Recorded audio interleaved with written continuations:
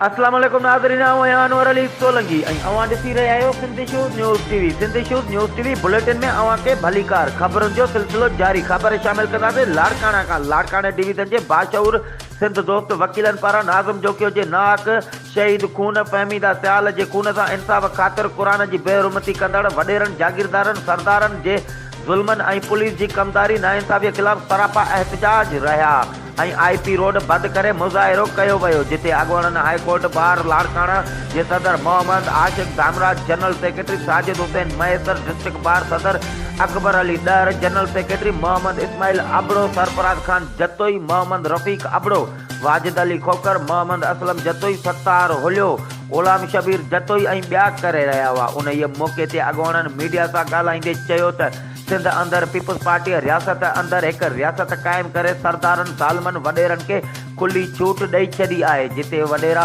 पंहिंजूं अदालतूं क़ाइमु करे सिंधी अवाम ग़रीबनि पोरियतनि खे ज़ुल्म ऐं ज़ियादतुनि जो शिकार बणाए रहिया आहिनि ऐं सिंध पुलिस खुलेआम वॾेरनि सरदारनि जी कमदारी करे कानून जी इनाराफ़ी करे रही आहे।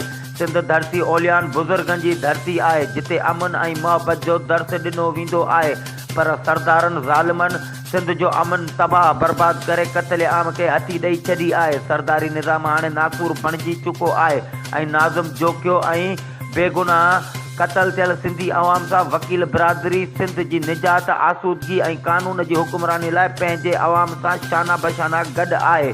इन्हनि मुतालबो कंदे चयो त शहीद नाज़िम जोकियो ऐं फ़हमीदा सियाल जे कातिलनि खे जल्दी गिरफ़्तार करे सज़ा ॾिनी वञे ऐं सिंधी अवाम सां इंसाफ़ कयो वञे।